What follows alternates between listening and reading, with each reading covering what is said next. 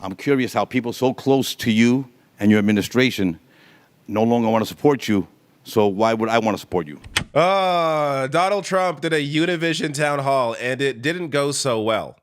So I have some lowlights, but also I want to be fair. I'm going to start with the highlight, the one moment that Donald Trump looked okay. I'm not even joking. This is his best moment of this hour-long town hall. President Trump, we have time for a couple more questions. Well, it's okay. You know, they said, would you like to sit down? Yes. I said, that is the most uncomfortable looking chair I've ever seen. I'm looking at that chair. I said, I don't think anybody could sit in that chair. No. I didn't get one. Let's go do a couple of more. Fine. There it is. Trump's town hall highlight of the night. Not even a response to a question, just a comment on a chair that looks uncomfortable. But the crowd laughed. People thought it was funny.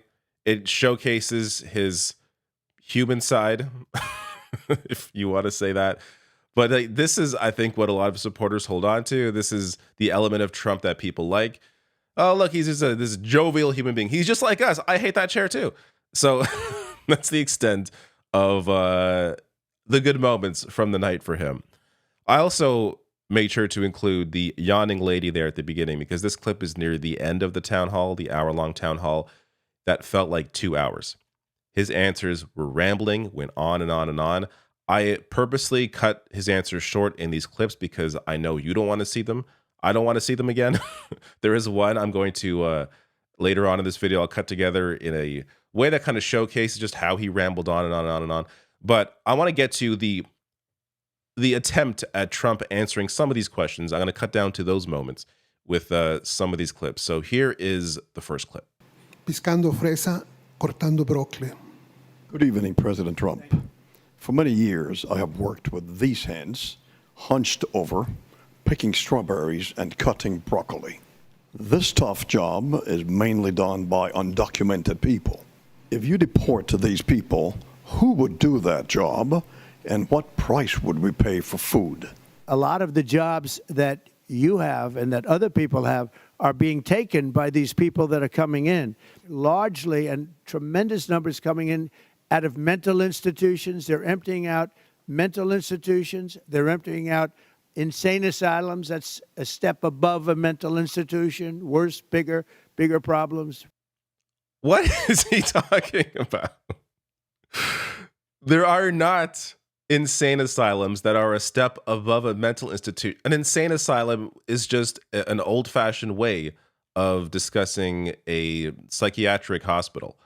That's not, it's not like they separate the even wilder people into the insane asylums. Like, he's thinking of this is like Batman, like Arkham Asylum. Like this, there's the Arkham Asylum. They're releasing all the criminals, jokers on the street. He's ravaging us at the border. Like, none of this makes any sense. And what are we even talking about? Who's releasing what? Like, all of this is so drenched in far-right rabbit holes that no one else is down except for his diehard supporters. All of this is insane. That isn't even to mention the beginning of the answer there, which wasn't the beginning. He rambled on at the beginning. I cut all these clips shorter. But he tells this individual that these jobs that you're talking about that are being worked by undocumented immigrants, they're being replaced by undocumented immigrants. What? This guy is talking about, hey, if you deport all these undocumented immigrants, what's going to happen to both, like, who's going to work these jobs, and also how's that going to impact the industry? Trump's answer is that, oh, those jobs are being replaced by undocumented immigrants. No, they already have the jobs. What are you talking about? It's so stupid. And look, I know this is not new, right? Like, we know, most of you watching this, I'm sure know, but it's important to really stop and think for a second when he talks, because none of what he says makes any sense, ever. He is completely nuts, just completely nuts. That we have to even treat this individual like a serious candidate is wild to me. But here we are. Here he is in a town hall, just like Kamala Harris was in this town hall last week. Just another candidate. No, this is a complete lunatic who should not be in any position of power, should not be on television at all. Not hosting a show, not running for president especially. Let me get to the next clip before I lose my mind. The authorities in Springfield, Ohio have more than one time clarified that the Haitians are not eating their cats and their dogs. Nonetheless, you want to revoke the permit they have to legally reside in this country. My question to you very respectfully is, do you really believe that these people are eating the people's pets? Thank you. Well, thank you very much. And this was just reported. I was just saying what was reported. That's been reported. And eating other things, too, that they're not supposed to be. But this is, all I do is report. I have not, I was there, I'm going to be there, and we're going to take a look, and I'll give you a full report when I do. But that's been in the newspapers and reported pretty broadly. No, it hasn't. No, it hasn't. It's the opposite. Doesn't matter who you read. Doesn't matter if it's Reuters. Doesn't matter if it's the BBC, international media. Doesn't matter if it's the Wall Street Journal, a conservative paper. It doesn't matter if it's the mayor himself of Springfield, Ohio. This is not a thing. This is a lie that he continues pushing. Again, going to show just how full of shit this man is in every single response. And he goes on for 3.5 minutes, 4 minutes, talking about this bullshit. Next clip. I am a Republican, no longer registered, though.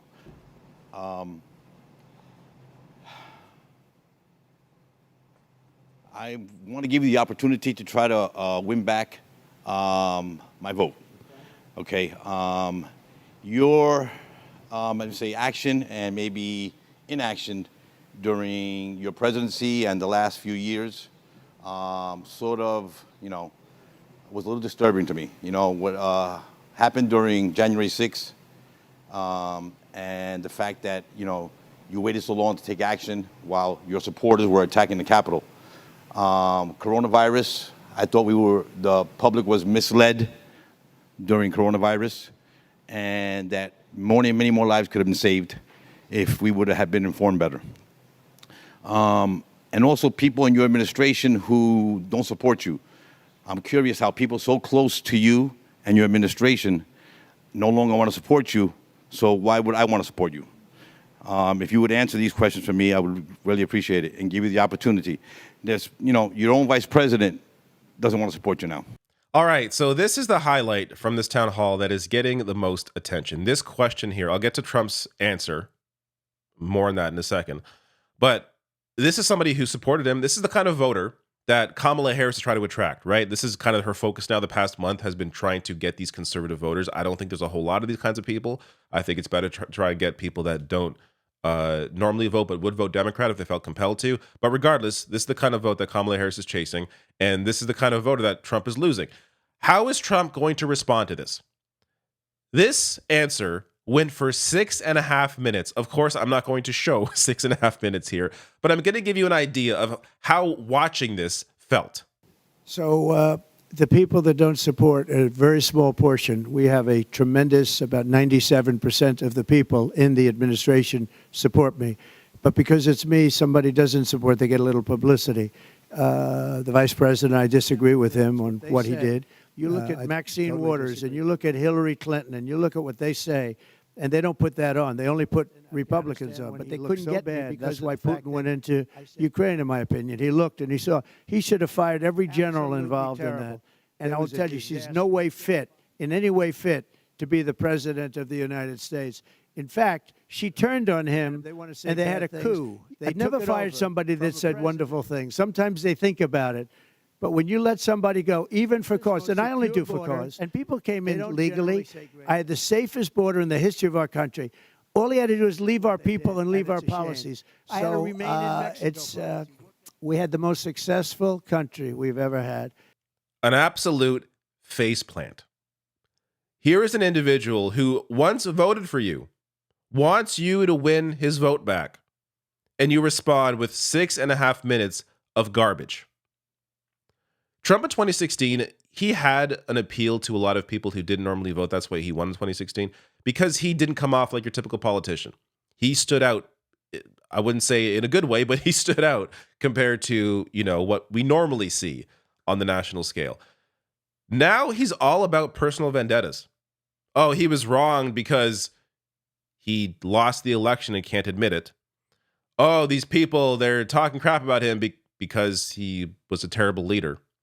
But all these excuses, all these vendettas against people that don't like him, that's his whole campaign now. He once spoke about people struggling and their needs and how, again, he didn't mean any of this, but he, on the debate stage, in that one primary debate, he called out how, he could call up these politicians and then offer, a bunch of money and they would do what he wants them to do. Like, he helped in some way to discuss the issue with money in politics.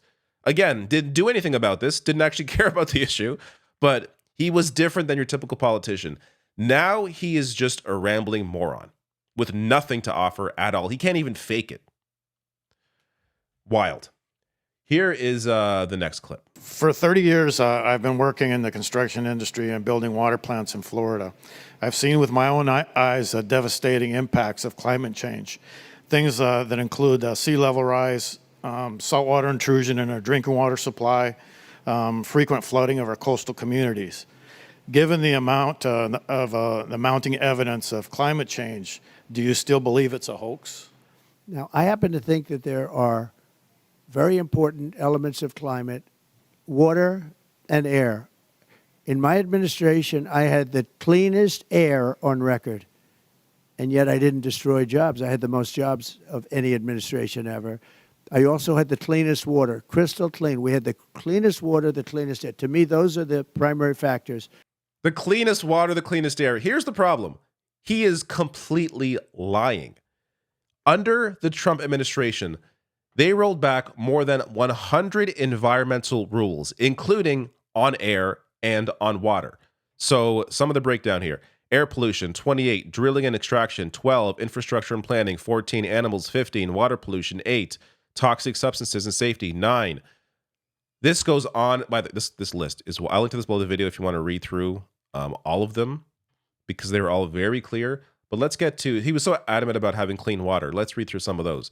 So he revoked a rule that prevented coal companies from dumping mining debris into local streams, weakened a rule that aimed to limit toxic discharge from power plants into public waterways, doubled the time allowed for utilities to remove lead pipes from water systems with high levels of lead, and it goes on and on and on. Just blatantly lying here. I think this is the right way to communicate the issue. Climate is a big topic. A lot of people have a hard time getting their minds around it, but to discuss it in terms of clean air, clean water, I think politically is a smart way to discuss the climate crisis. But anyone that does any little bit of research would know that he's full of crap. Here is the last clip. When you left office, Mr. President, we were a divided nation. Instead of the United States of America, we were the divided states of America. Win or lose, if the American people to send you back to the White House or not, what specific steps will you take to unite a deeply divided nation?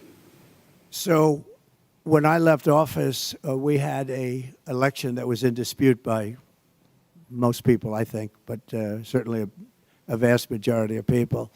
That was the primary division. A question about division. And he responds by reminding people how he divided people by lying about the election that he lost and cannot accept. The election was not in dispute by a majority of people. It was in dispute by nobody except for him. He's the one that brought it up. People in his own administration came out against him. Wild. He is so unbelievably ridiculous. Look, Kamala Harris, Democrats have their issues, of course. I cover those on this channel. How is this election close at all when this is the guy? This is why it's about turnout. Anybody that is still open to voting for Trump, why are you wasting your time? Why is Kamala Harris wasting her time trying to get their support?